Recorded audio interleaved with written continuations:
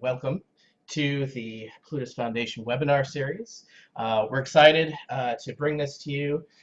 We are going to talk to Jay Fleischman today, specifically about student loans and how payments for student loans are affected. And I know there's a lot of people who are in the situation now where they could use some assistance with their student loans. And the government has responded, and there are some new things to be aware of. So Jay is here to talk with me about this. Jay is a student loan lawyer. He focuses on student loans, and he's been doing this work for 23 years. You can find him at moneywiselaw.com. And Jay, welcome to the Plutus Foundation. Thanks for having me, Harlan. Yeah, you bet. So what kind of work have you been doing for the last couple of decades? For the last couple of decades, I've been really helping anybody with consumer debt of any sort in resolving it. And that's been over the course of my career, that's been credit card debt, tax debt, defense of consumer debt lawsuits. Mm-hmm. And over the course of the past 8 years, it has been exclusively focused on the need of student loan borrowers because there's a ton of need. It is a very complex situation. As I'm sure we're going to discuss today, anything that you think is accurate with respect to your individual loans may or may not actually be the case. So it's been a lot of that. And certainly now with coronavirus and the CARES Act that was just recently passed last Friday, things have kind of gotten kicked up a couple of notches. So that's where we are. Yeah, so tell us about the CARES Act. And it was tossed around. A lot of different ideas went back and forth between different branches of government, different parties. Where did we land? What is happening? Honestly, I think we've landed on the let's throw as much money into the problem as is humanly possible. Everybody's going to get something, and we're just running scared. This feels to me very much like the legislation that came out in the wake of 9/11 and also right after the 2008 crash happened. It feels like everybody is just so panicked about what's going on that they've just thrown this together. And the CARES Act is 880 pages in PDF format, which just goes to underscore how vast of a piece of legislation it is.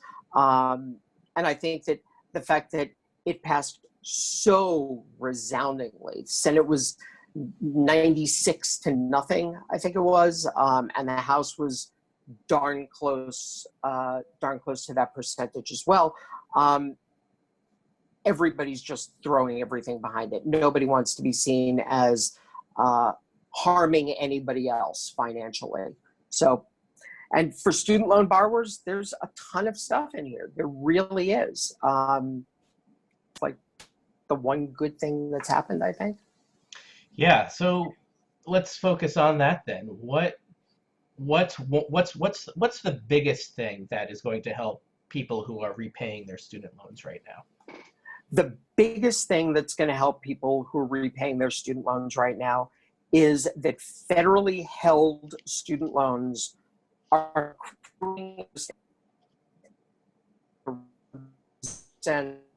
from now until September 30th, 2020.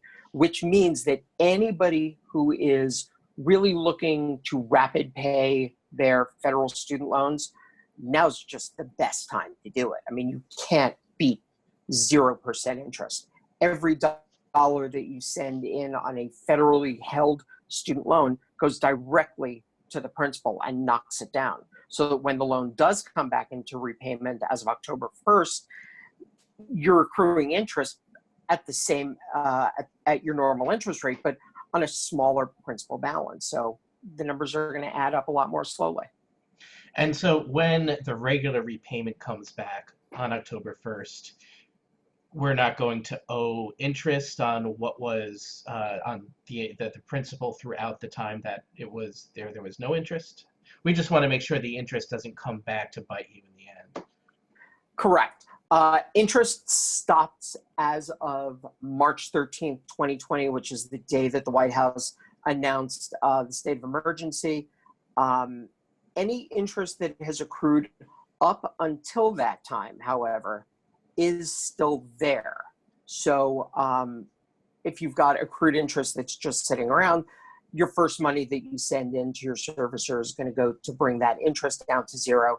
And then anything else over and above that is going to go down to principal. So presuming that you don't have more interest sitting on the loan than you're going to be sending in over the course of the next couple of months, you're going to be in great shape. So my question about this is, are all of the companies that service student loans, are they going to get this right? I mean, we know what the government is saying, and I just remember I've dealt with lenders and servicers in the past where we know what they were supposed to do, and then you get your statement at the end and you say, well, wait a minute, this payment should have been attributed to principal, and so can we trust them? Well, talk about a softball question. No, you can't trust anybody to do anything when it comes to your federal student loans or your private ones. The servicers, and all jokes aside, the servicers have been very upfront over the course of the past couple of years in particular about their position is that they don't owe a duty to the borrower and that their sole duty lies with the U.S. Department of Education, forgetting, of course, that the government works for the borrowers, but they don't owe any duty of care to the borrowers. Now, that hasn't been adjudicated. There's been no definitive statement, but that's their position at this point. Mm-hmm. I think that the problem here is going to come about because it is only federally held student loans that are covered by the CARES Act. Those are your direct Stafford subsidized, direct Stafford unsubsidized, direct Graduate Plus, direct Parent Plus, and direct consolidated loans, as well as some of the FFEL loans. And FFEL was the federally guaranteed student loan program that originated loans up until June 30th of 2010. Those are loans that were originated by private lending institutions and guaranteed by the U.S. Department of Education. Some of those loans in default are held by the U.S. Department of Education. Some of those loans that have come out of and remarketed or resold on the open market also are held by the U.S. Department of Education, but not all, and certainly not a large percentage of them. Any FFEL loans that are held by any entity aside from the U.S. Department of Education, not covered.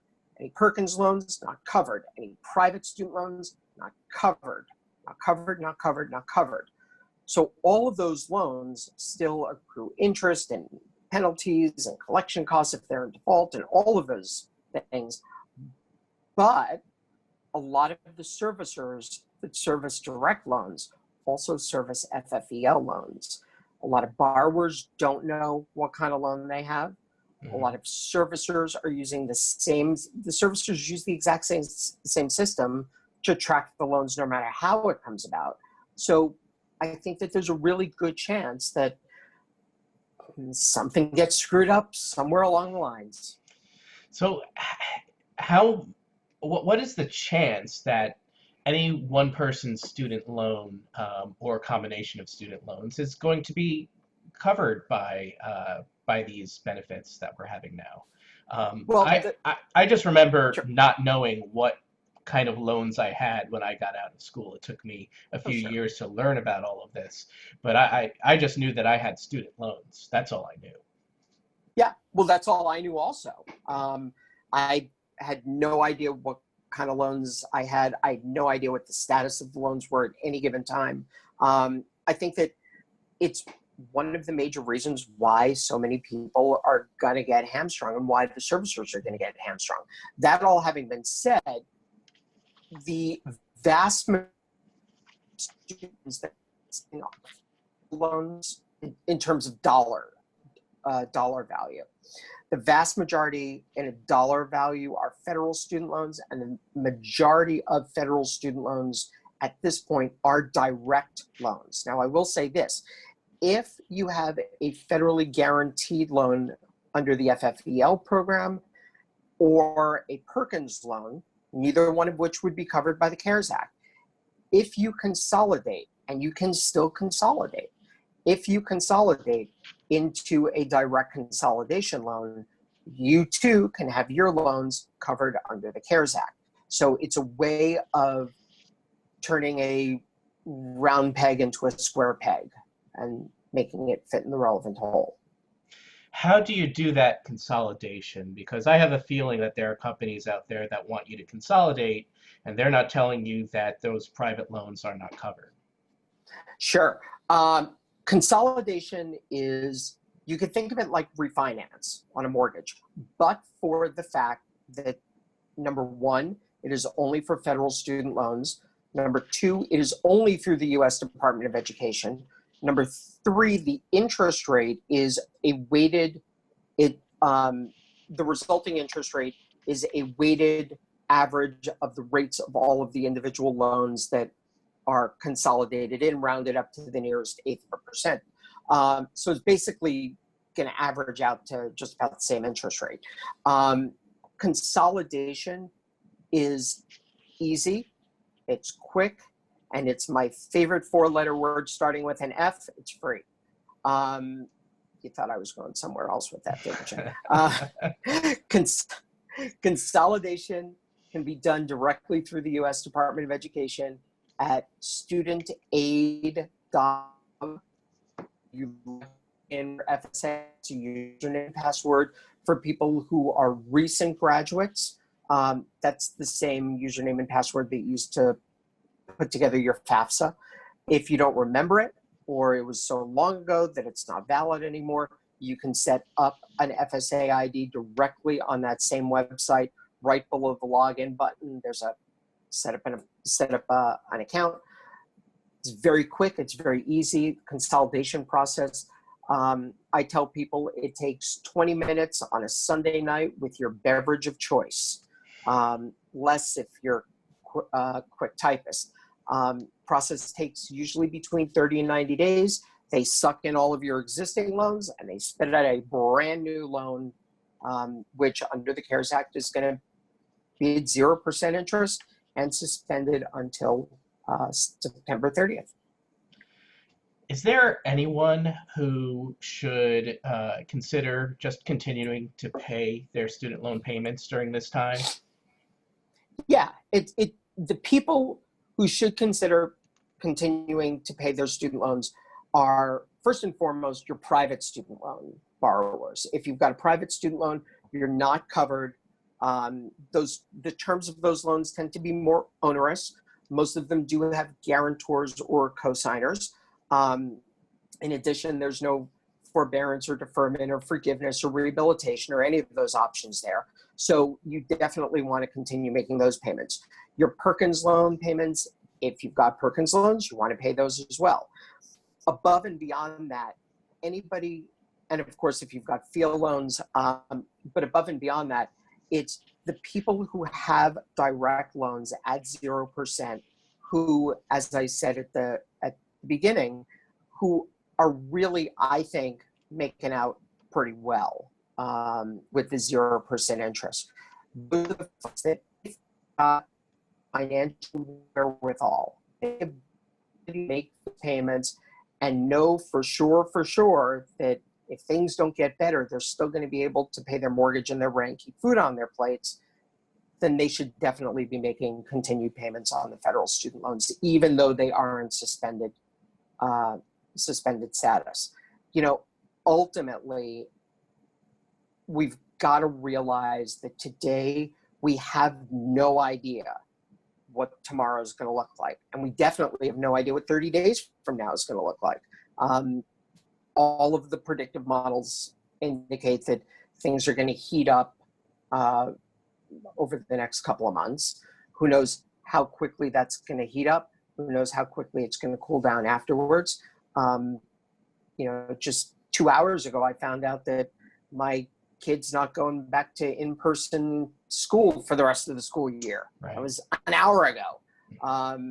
So only make the payments that you don't have to make if you are 110% certain that you're still going to be financially okay. I can't stress it enough. What about people who are on the path to public service loan forgiveness or other kinds of plans that require those monthly payments? Sure. They also make out like bandits because under the CARES Act, any payment that would have come due during the suspended period is going to count towards any forgiveness program that you're headed towards. So these months are going to count towards public service loan forgiveness at $0 a month. If you're in an income-driven repayment plan, these months are going to count towards an income-driven repayment plan, which ultimately is going to lead to forgiveness after either 20 or 25 years, depending upon the kind of loan and depending upon the income-driven repayment plan. And please, and your loan can be rehabilitated, which would normally require 9 payments over a 10-month period of time. Payments have to be reasonable and affordable and agreed upon between the borrower and the debt collector. These months are going to count towards your rehabilitation. So if I've actually got a client now who is 4 months into a 9-month rehabilitation plan. Loan's going into suspense, comes out October 1st, done with rehabilitation. Loan's automatically going to be rehabilitated because the 4 months plus the period of time in suspense adds up to more than 9 months. Client wins. That's good. Yeah. So for those loans that don't qualify for the suspense period right now, what kind of relief is available to those borrowers? You can consolidate. Mm-hmm. That's helpful. That'll again make a non-qualifying loan into a qualifying loan. But aside from that, you can elect or attempt to elect into a forbearance or a deferment. As between the two, forbearance and deferment both feel the same. I tell my clients it's a stay of execution.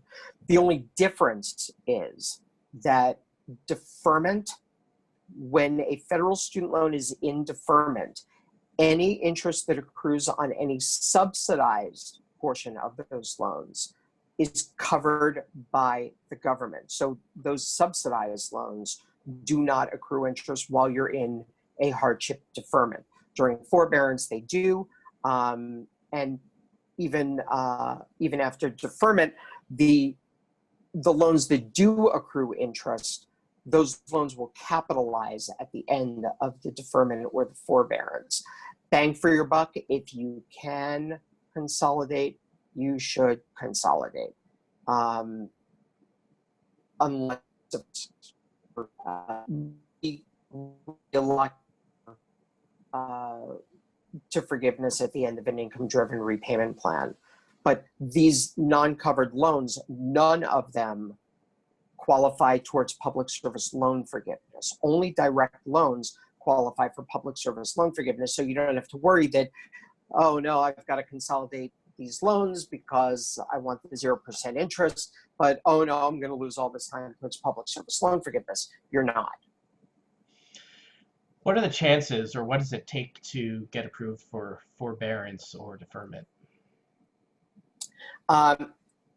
Your federal student loans each come with up to 3 years worth of forbearance time. Servicers are empowered to increase that amount of time on a case-by-case basis. Whoops. Okay. Sorry, I just got a low battery thing. Servicers are empowered to increase that on a case-by-case basis. In addition, deferments are a little bit more difficult because you're required to actually provide some information about income and expenses sometimes, depending upon the servicer. There are a couple of hoops to jump through, but it's not really all that hard. Okay. Yeah, I mean, there's people losing jobs all over. So I'm sure they're looking into all options for reducing their monthly obligations. So it's good to have an idea of Absolutely. what they might qualify for. Sure, absolutely. But your Um, private loans are really, those are the hardest ones for people to deal with, not only because they tend to have higher balances if you've only got undergraduate education, graduate because they're graduate plus loans. Sometimes that's not the case, but they're far more terms. So people are really going to continue to have a hard time unless they go out and they refinance, because refinance may be an option for those. at what point does someone have to reach out to whether it's a student loan lawyer like yourself or some other organization to get some assistance that dealing with something that they're unable to handle themselves? Sure. I think that once you start thinking to yourself, either I have no idea what's going on, or I don't know what questions to ask, so I can't ask them, so I can't get answers, or what seems to be far more prevalent, at least in my experience with clients, is I think somebody's trying to give me the runaround. That's what I hear from my clients all the time. I think that they're trying to give me the runaround. I'm not sure. I don't know what to do. That tends to be the time that people will come to me or somebody like me. There aren't a lot of us, but I'm not the only student loan lawyer in this world. When you think that you're going to have a problem making your payment, that's a good first time to call me. And anytime after that, if you're in default, if there's tax refunds that were taken, or an administrative wage garnishment, or you're being sued, any of those things, those are really good times to get in touch with me or somebody like me. I'm glad that you mentioned wage garnishment. Will during this period of suspension, those people who have garnished wages, will they continue to have that? Not on the, and everything that I say, rather than me repeating myself, on these covered loans is the Mhm. only thing I'm talking about. The Department of Education is suspending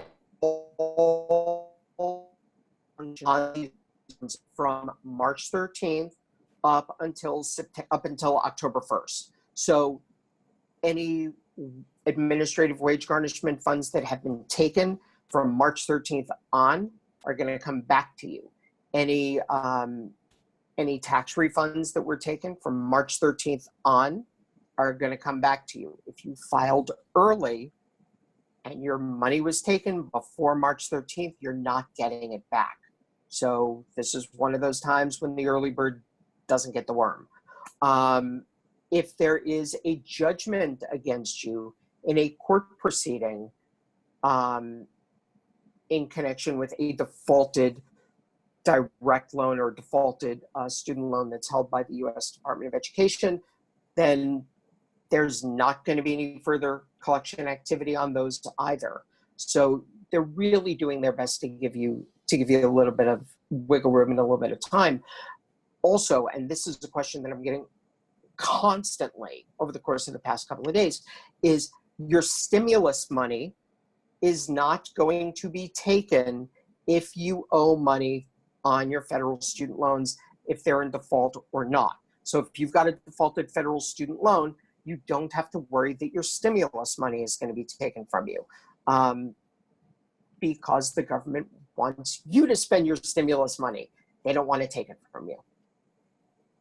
What about for current students? I've been reading about how some students of some ages are not going to get any benefits from the CARES Act, depending on their age and depending on whether they're dependent with their parents. Is there anything that current students can do to kind of offset some of the disadvantages that they might see right now?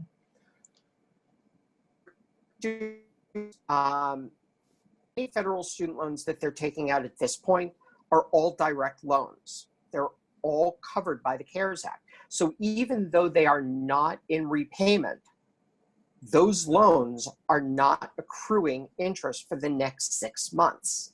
That goes for, because during in-school periods, your subsidized loans are not actively accruing interest either. The government eats the interest. But on the unsubsidized loans, interest normally accrues from the day that the loan originates. Graduate plus loans, loan accrues from the interest accrues from the date of origination. Parent plus loans, which have a higher interest rate, also have interest that accrues from date of origination. Everybody is getting this period of time at 0% interest. So it's not all bad news. There is some benefit that's happening here. So ray of sunshine? I don't know. So.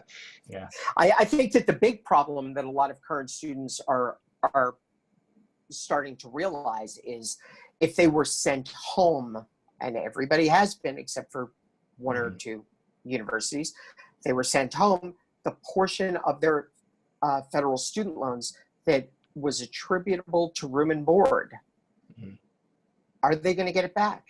Is it going to be refunded? Some schools are saying yes. Some schools haven't come out about it yet. Most haven't come out about it yet. So I think that that's going to be a big problem area for people who are currently enrolled. And what's the resolution that you expect on that? Is it going to be a school by school decision? I think that at this point it is a school by school decision, and unfortunately a lot of schools are cash strapped as it is. And so they may be more reluctant to refund that money because at this point it's in school by school.